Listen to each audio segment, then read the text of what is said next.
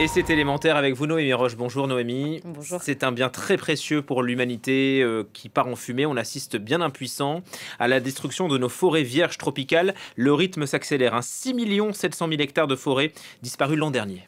Ouais, c'est ce que montre un rapport de Global Forest Watch, qui est un observatoire de référence sur les forêts du monde. Et donc, c'est vertigineux. Ces chiffres que vous venez de mentionner sont vertigineux. Ça représente la surface du Panama. Le pire, c'est que ce chiffre a augmenté entre 2023 et 2024. Pour vous donner une idée, c'est comme si 18 terrains de football avaient disparu chaque minute. Un recul alarmant selon la co-directrice de l'Observatoire qui alerte. Ce niveau de destruction des forêts est complètement inédit en plus de 20 ans de données. C'est une alerte rouge mondiale. La première cause de ces destructions, ce sont désormais les incendies, alors que ces 24 dernières années, c'était le déboisement lié à l'agriculture qui en était la raison principale. Des incendies favorisés par le réchauffement climatique, qui les rend plus fréquents et plus dévastateurs. Oui, d'autant plus qu'ils ont été amplifiés par des conditions extrêmes qui les ont rendus plus intenses et plus difficiles à contrôler. On rappelle que 2024 a été l'année la plus chaude jamais enregistrée dans le monde, sous l'effet du changement climatique, causé par la combustion des énergies fossiles, et puis aussi à cause du phénomène El Niño. Ces feux, ils peuvent être d'origine naturelle, mais le plus souvent, ils sont volontaires, c'est-à-dire allumés par l'homme pour défricher les terres pour l'agriculture, pour faire de la place par exemple à la culture de soja ou bien pour l'élevage bovin comme au Brésil. Et ensuite, ces incendies volontaires se propagent dans les forêts voisines, d'autant plus rapidement qu'il fait donc plus chaud et plus sec, et ce, de manière incontrôlée.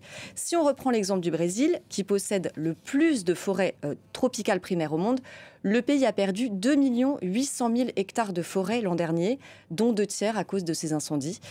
Il faut se rappeler que l'année dernière, le pays a connu sa sécheresse la plus intense et la plus étendue depuis 70 ans. Et ces incendies, Noémie, sont doublement dramatiques. Pourquoi ?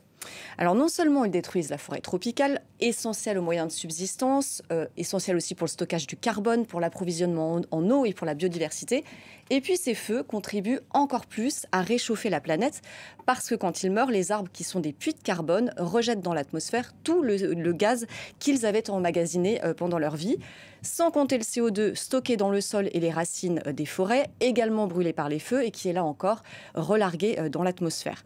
Pour avoir une idée, les incendies de forêt tropicale ont rejeté l'équivalent de 3,1 milliards de tonnes de CO2 dans l'atmosphère en 2024. C'est énorme puisque cela représente les émissions liées à l'énergie de l'Inde, qui est quand même le 3e plus gros émetteur de CO2 au monde, derrière la Chine et les États-Unis. Quels sont les pays qui perdent le plus de forêts tropicales alors ?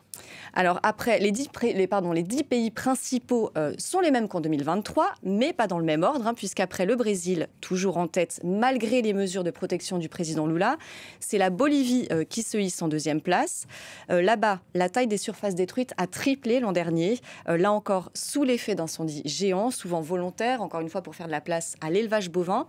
Élevage qui devrait être responsable de 57% de la déforestation en Bolivie.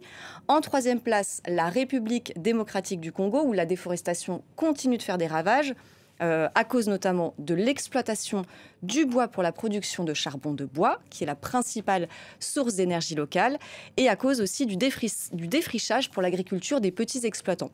On trouve ensuite l'Indonésie, qui est très déforestée à cause de la culture de l'huile de palme. Mais là-bas, on note une amélioration. La perte de forêts primaires a baissé grâce aux efforts de protection forestière et de gestion des incendies.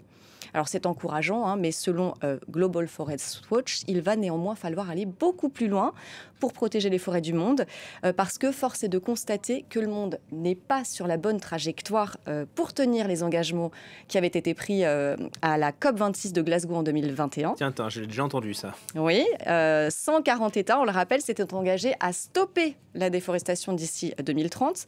Eh bien, pour cela, il faudrait que cette déforestation diminue de 20% chaque année à partir des niveaux actuels, ce qui nécessiterait, entre autres, une très forte volonté politique, un renforcement de la prévention et de la réponse aux incendies, ou encore une lutte contre la criminalité liée à la nature. On en est encore bien loin. Merci beaucoup, Noémie. Une dernière minute en